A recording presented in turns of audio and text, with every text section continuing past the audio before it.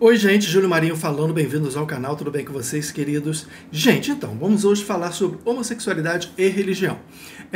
Eu já falei sobre esse assunto, né, ao longo de outros vídeos, mas nunca um vídeo só sobre esse assunto.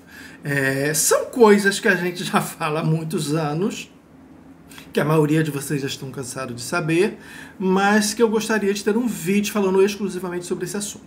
Mas antes de continuar, aquele recadinho bem rapidinho que eu dou sempre aqui, para quem estiver chegando aí agora, já se inscrever no canal, comentarem, por favor, deixarem o joinha e indicarem o canal para os amiguinhos, tá bom? Bom, nós temos três religiões que são as principais, né? As religiões abraâmicas, que são judaísmo, cristianismo e islamismo. É óbvio que outras religiões também têm nos seus dogmas, nos seus ensinamentos, alguma coisa contrária à homossexualidade, mas não tão visceral quanto essas três religiões, né? Foram elas que cimentaram, que fixaram, que contribuíram muito mais do que as outras para a perseguição aos homossexuais ao longo dos séculos, né?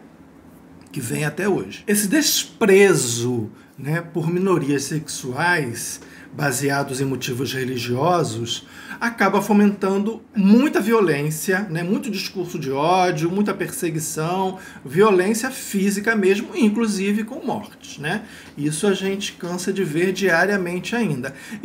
E essas coisas, se não são provocadas pela religião, em muitos casos são exclusivamente, elas são reforçadas por esses ensinamentos, por essa manutenção desse discurso de intolerância e de perseguição. Escrituras sagradas são usadas para justificar ódio e violência desde sempre. Religiosos, além desses dogmas, além das escrituras sagradas, eles sempre usam alguns argumentos que já são bem batidos, né?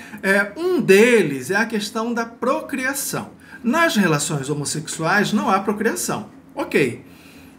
Mas o sexo não é só feito para a procriação, né? O ser humano, ele não usa o sexo apenas para a reprodução. Ele usa sexo por prazer também. Então não é só reprodução. Inclusive, a maioria, esmagadora maioria, eu diria, né, das relações sexuais entre pessoas de sexos diferentes não resultam em gravidez, não é? Porque se a gente for se guiar por esse argumento da procriação, pessoas inférteis não poderão fazer sexo, né? Pessoas de uma determinada idade mais avançada também não poderão fazer sexo, porque se o sexo tiver como única e exclusiva função a procriação, essas pessoas também estão de fora. Até porque nós também temos os métodos contraceptivos. Então, assim, casais heterossexuais usam e abusam desses métodos contraceptivos, né?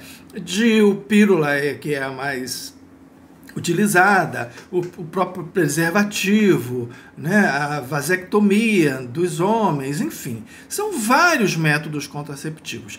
Para o quê? Para que o sexo não resulte em gravidez.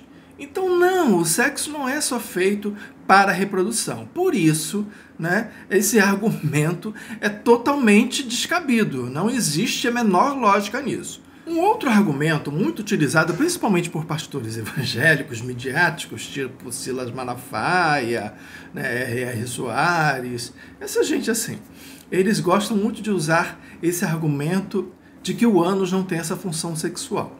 Ora, então o sexo entre duas mulheres está ok, porque elas nem sei se usam, mas provavelmente até podem usar, né, o ânus como uma zona erógena. Mas eu acredito que deva ser bem pouco esse uso. Então, assim, no caso das lésbicas, tudo bem, então já não é mais pecado, se o argumento é esse, então já não é mais pecado o sexo entre lésbicas. Fora que, gente, existe uma confusão muito grande aí, uma falta, na verdade é uma confusão não, uma falta de conhecimento total. Não é em todo relacionamento gay que existe penetração. Talvez essas pessoas desconheçam esse fato. Então, assim, o ânus nem é usado por vários casais, não é utilizado sexualmente.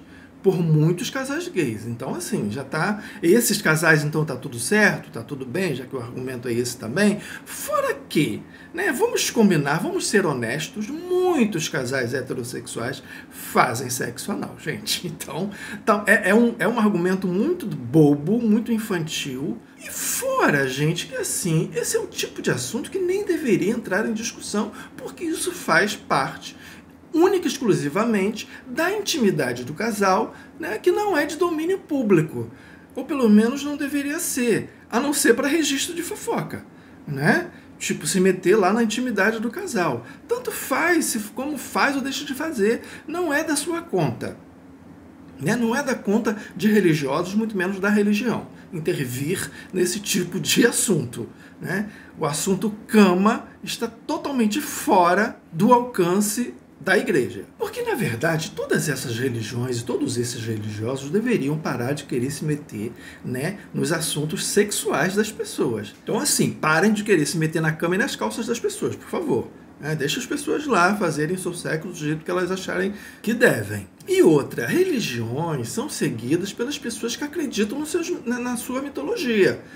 As outras pessoas que não acreditam, até porque nem todas as religiões têm a mesma visão sobre a homossexualidade. Isso difere de religião para religião. Então, assim, não existe um padrão, né? Quem acredita naquela religião e acredita neste tal dogma, neste ensinamento, e quiser levar isso para a sua própria vida, ok, tudo bem. Só não pode querer, né, enfiar goela abaixo do outro uma coisa que é você que acredita, né? Nem todo mundo precisa acreditar nas coisas em que você acredita.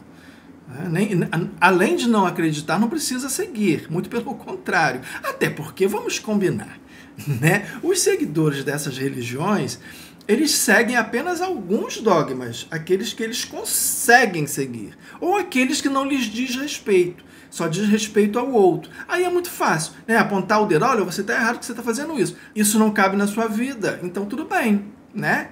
Então, apontar o dedo para o outro é muito fácil. Agora, aqueles que lhe dizem respeito diretamente, vocês passam pano, né? Os religiosos passam pano, né? Finge que não é com eles. Ou fazem disso uma coisa menor, né? O pecado do outro sempre é maior, né? O seu próprio pecado você vai amenizando até que ele suma. Agora, para finalizar, gente, essas religiões, elas não têm poder legal, muito menos moral, para se arvorar a gerenciar, né, a vida sexual alheia, né?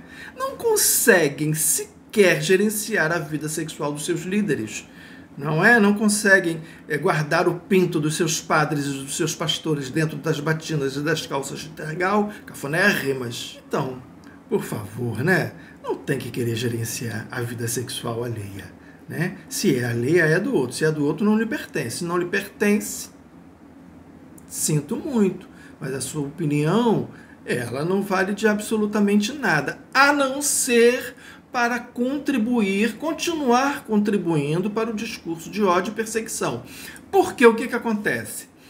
As pessoas sabem que não tem nada a ver com a vida do outro, porém, com esse discurso da igreja que vem, desde que a pessoa se entende por gente, ela vem sendo massificada por esse discurso, né, de perseguição ao outro, né, de determinar como, quando e com quem a outra pessoa vai fazer sexo. Só que não tem, gente. E essas religiões precisam se adequar a essa realidade de que elas não têm esse tipo de poder, né, e que isso só faz com que elas acabem se tornando cada vez menos viável legalmente falando. Não vai demorar muito em que essas religiões vão começar a ser cobradas legalmente por essa manutenção de discurso de ódio e de intolerância. Bom, era isso. Lembrando que amanhã tem vídeo novo, porque aqui neste canal todo dia tem um vídeo novo. E lembrando mais uma coisa, eu ainda vou voltar a falar nesse assunto, porque é um assunto muito complexo, é um assunto enorme e não dá para discutir tudo num vídeo só.